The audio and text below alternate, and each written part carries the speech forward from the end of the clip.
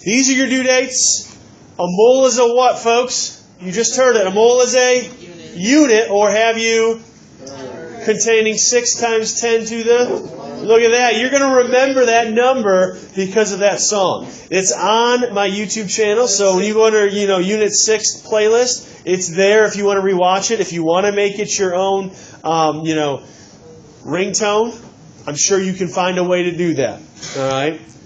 We're not talking about this guy right here, the little mole that burrows in the ground. We're not talking about the thing on his face. All right? We're talking about this dude right here. All right?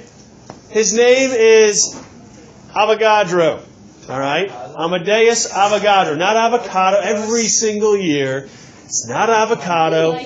If you put avocado down on your test, I will mark it wrong. If I say, who came up with the idea of a mole? Avogadro is the guy's name. So what is a mole? A mole is a counting unit, guys. So let me ask you this. What are some other counting units that you know of? If I said dozen, you would tell me what? 12. Unless it's a baker's dozen, which you would tell me. But again, that's a different unit that you can count by. All right, but you know the numbers. So what are some other counting units that we use? A few, which would typically be how many? Like 3 or so. Couple would be 2, right? Several. You get kind of some gray area within it, but let's take actual ones. If I said a foot, what could you tell me? 12 inches. If I said a mile, you could tell me? 5,280 feet. 5,280 feet. All right? We just said that. Where are you? You're a little behind there. That was like 30 seconds ago. You're like a day late and a dollar short.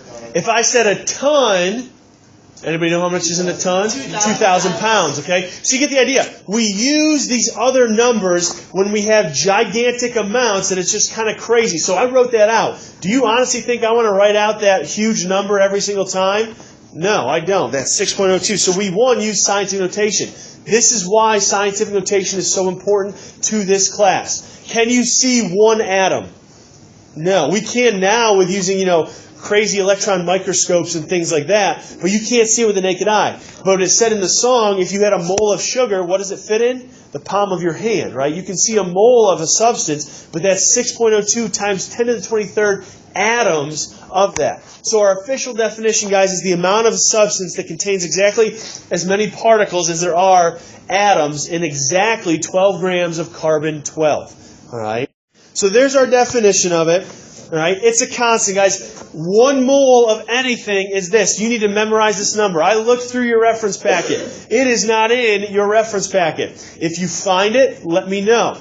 All right, I want to make sure, but I looked through it earlier today. I did not see it in there. It was in my old ones from North Carolina, but it doesn't look like that's one thing that they give you. They give you so much in yours. This is one thing that they don't give you.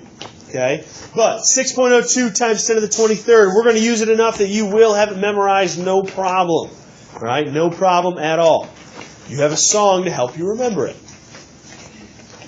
So what we can do then, just like we were doing last period with our math review and we did back in Unit 1, we can use this number and we can make conversion factors out of it. So yes, we're going to be doing a lot of math in this unit. It is a math-intensive unit. There are 3 or 4 different big ideas that we're going to talk about. Conversions dealing with moles. We can actually go from atoms or particles of a substance, and we can actually relate that to grams. Because we're not going to sit in lab and count out, 6 billion, trillion, or whatever, 6.02 times 10 to the 23rd atoms to then use for an experiment. We have something else that relates to moles that will allow us to figure it out, that we can use different things within our experiments. So a mole could be of anything. It could be of atoms or particles or ions. We'll go through these in just a second. These are the big 5 units that we're going to use in this class. But you could have a mole of marshmallows, like it said. Okay, it would take us 40 billion years or 40 million years to eat through them as a population. Probably a little bit less now because there's 7 billion instead of 5 billion like in the song. But you get the idea. You can have a mole of pencils. You can have a mole of paper that would stack up to the moon and back 80 billion times. All right, you get the idea. It's a gigantic number, but yet we use it in those quantities of atoms on a day-to-day basis. Chemists everywhere, in every single lab, are doing their calculations based on this number. Okay, it's based on this number. So atoms are just a single element. Right? This is something you should jot down in your notes. When it says atoms for your unit, it's a single element. Why do they call it a mole? There's no E, it's just a mole. It's MOLE, it really is, but they abbreviate it with MOL. Okay? Or I abbreviate it as MOL. Now there's another unit that you could see for that. It could also be the letter N, like lowercase n, like N equals this. That's a unit that we're going to use later on in the year when we get to our gas laws. But for right now, MOL is our unit within it. Particles just could mean anything. That's kind of the general one. It could be any of the other ones that it's talking about. But atoms means specifically a single element that you're looking at. Particles could be a compound of any type. When it says ions, what do ions have to have? Charges. So when it talks about an ion, guys, it's going to have something with a charge. So it says, oh, I have a mole of acetate ions, or I have a mole of phosphate ions, or something like that. Molecules, though, refers to what? This is review for us. What is a molecule? Yeah, it's a covalent compound. So it's something that is covalently bonded. So we have a covalent compound when you see that. This is the newer one, formula unit. That just means you have an ionic compound. Okay? When you see these units, don't get confused. Don't get hung up on what they mean. It's just giving you some insight into what type of thing you're looking at, what type of substance you're identifying or you're classifying. Tony? Did you say you have like 1 mole foot? 1 mole foot? Yeah. What do you mean? It's like you have 6.02 times 10 to the 23rd feet. Oh. Yeah, I guess you could say that. I mean, it would be, yeah, you could say you have 1 mole of feet, which, I mean, is a distance, but don't get hung up on that because we're never going to do something like that. So what we can do then is, here's our examples of our conversion factors. 1 mole equals 6.02 times 10 to the 23rd atoms. 1 mole equals 6.02 times 10 to the 23rd ions or molecules. That's changing. Again, our unit is just telling us what type of substance we have, whether it's a single element, whether it's got a charge, so it's lost or gained electrons, or it's a covalent compound, or it could be formula units. Now, formula units, how I abbreviate that instead of writing it out every single time, I abbreviate it like this. All right, fun, because you have so much fun in chemistry. I do not abbreviate it as the initials would say, because that's rude. All right, that's rude. If you write that down as an initial on your test or quiz, I'm going to be offended if you wrote it down that way. Well, you guys are actually going to, later this week, in lab on Friday, you're going to calculate how many formula units are in your name. We will go outside and we will do a calculation. We'll do a little experiment to see how many formula units are in your name. All right, that's coming more on Friday in lab. How many molecules are in 2.0 moles? So we're going to use the same process that we've been using with our T-charts. So write down your given. We have 2.0 moles. Set it up. What goes below the first fraction? Always a 1 as a placeholder. Moles will go on the bottom. We're looking for molecules. What does molecule mean? It means I have a what? Covalent compound, guys. That's all it is. It's just some covalent compound that we're looking at. It doesn't really matter. All right. Now, when you're dealing with these conversion factors, when you're going between moles and whatever else, mole will always get the number 1. So now, when we looked at it with metric system, we said the prefix always gets the number 1. When you're dealing with moles and something else, whether it's moles to molecules, moles to ions, moles to particles, whatever, if it's moles and grams that we're going to talk about tomorrow, mole always gets the number 1, guys, because that's our counting unit. So that's the one that's, the numbers that you're going to put with it are always going to be bigger than a mole, because a mole is what we use in chemistry to allow us to look at bigger numbers. Remember, it's that counting unit. Like we said, 1 dozen A dozen is 12. Dozen is always smaller than the 12 that you're looking at. Or 1 mile is always smaller than how many feet are in it, because it's that counting unit we're counting by. So 1 mole is how many molecules? What's that number? We'll play the song again. 6.02 times 10 to the 23rd. 6.02 times 10 to the 23rd. Our final answer here, when you plug it into the calculator, is 1.204 times 10 to the 24th molecules. If you don't have your unit, it will be marked wrong. If we were asked in this problem to report our answer to correct sig figs, what is the correct number of sig figs we would report our answer to? How many sig figs would we report our final answer to? 2. Why? Because we go back to the starting number, which is 2.0. So it would be 1.2 times 10 to the 24th if we were going to correct sig figs. Easy? I want you guys to do the next two on your own. As you're finishing up, go ahead and check your work. I'm going to write those out up here on the board.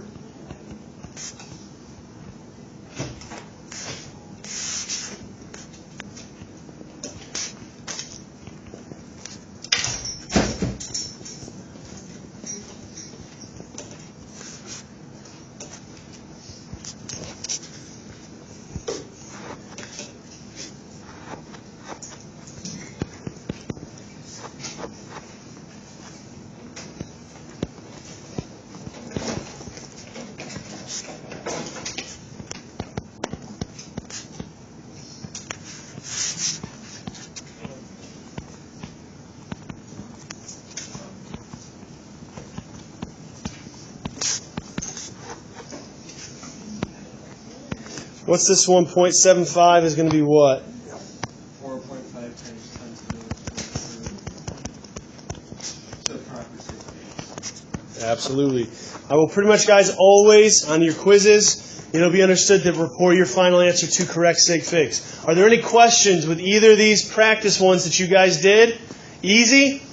Let me ask you this. Do you think it's going to stay this easy?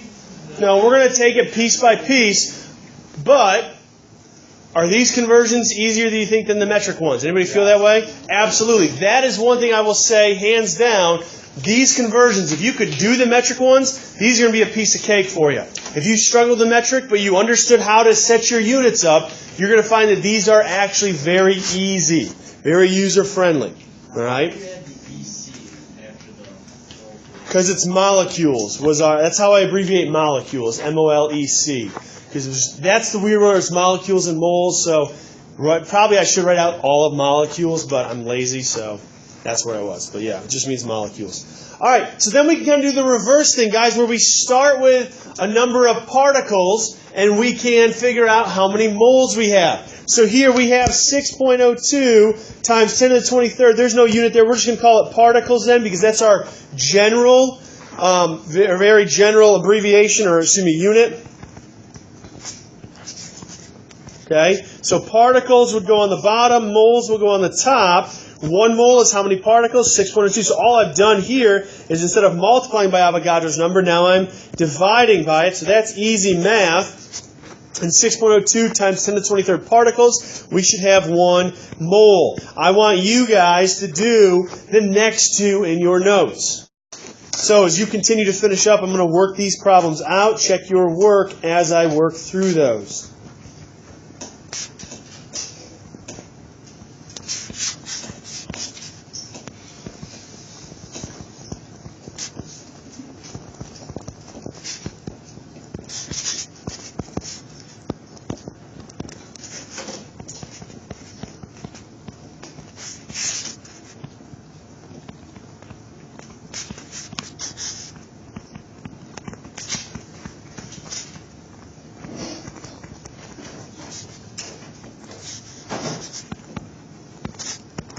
The last one, I can't remember off the top of my head. 1.5 times 10 to the 20th divided by 6.02 times 10 to the 23rd. What do you get for a final answer?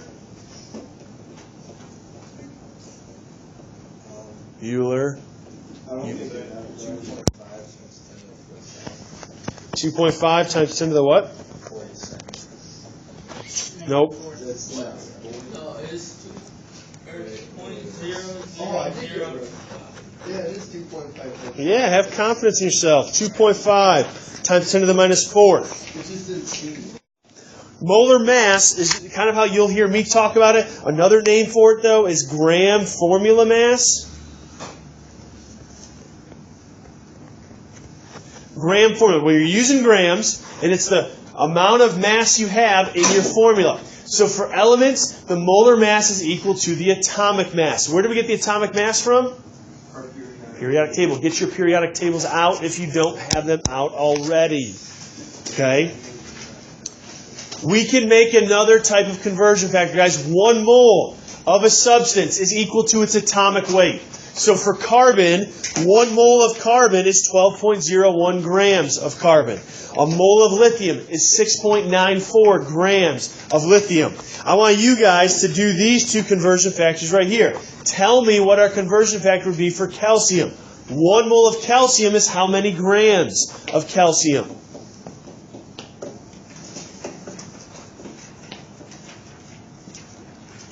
One mole of calcium is how many grams? Should be easy. 12. Nope. 40. There it is. Where do you find it? Guys, you just go to calcium and you find the mass. Is it the bottom square, bottom part of the square?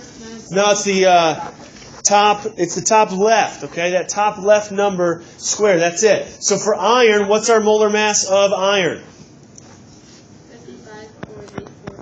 55.845. We'll round it. Actually, don't round the numbers, guys. Whatever they give you, that's what you're going to use. Wait till the very end of your problem to round. So when we do conversions, they may be 1, 2, 3, 4, 5-step conversions that we do. Wait until the end to round to correct sig figs. Okay? So molar mass, gram formula mass, they mean the same thing. You're going to your periodic table to find the mass of the element. Okay? So now we have two conversion factors. We can have one where it's moles and particles. We can have one where it's moles and grams. Can you relate those two together? Can we somehow go from grams all the way to particles? What's the pin holding it together that allows you to go from grams to particles? Say it louder, Grant. Moles, guys. Moles is the link between grams and particles. All right? So, what we're going to do, guys, is we're going to make a mole roadmap. Now, we will add to this mole roadmap later on this year, but this is the piece that's going to help you guys out so much, and this is as far as we'll probably end up today in class. The link between the two, this is not in there. You're going to write this in there. You're drawing this in your notes. Write it over there. What page is it that you're on? Page 3. So top of page 3, where it shows you the two conversion pieces, over to the right where you have some space, you're going to want to write this down. What's the link between atoms or particles and grams? You already said it. Grant said it was moles. Moles is going to be in the middle. Okay? Mole is in the middle. Over here to the left, we're going to have mass. Our unit for mass will be grams. And then particles will be over here to the right. Okay? Now, what are some other units that it could be for particles that we already said at the beginning of class?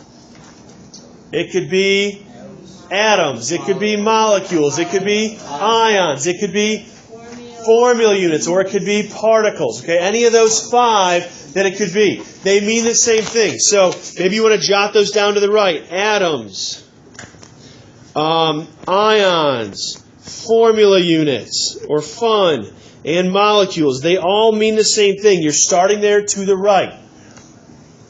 So our map, if we want to go from the left back to moles, what did we do when we went from either mass back to moles? What are we doing?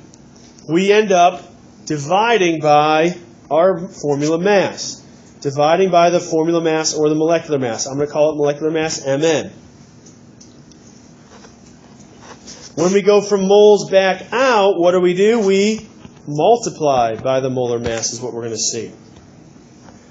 when we were doing those examples with the particles, guys, those 6 different ones, when we went from, if we go back and look at the beginning, what was it? It was going from moles to particles. What did we do mathematically here to go from moles out to molecules or particles? What did we do? We multiplied. So over here, back to our roadmap, when we go out to the outside, we multiply. And whose number do we multiply by? Avogadro's number. We multiply by 6.02 times 10 to the 23rd. When we go from particles back to moles, we divide. And by whose number? Avogadro's number. So, if we take a look at this, guys, when we're starting with moles, to get to the middle, no matter which side, if we start on the left or the right, what mathematical operation are we doing to go back to the middle? We're dividing. So therefore, the number of moles you have, hang on, the number of moles you have will always be smaller than what you started with on the outside. If we're trying to go from the middle, from moles to the outside, either way, what did we do mathematically? We multiplied. These are some of the connections you want to start making. We'll finish this up tomorrow.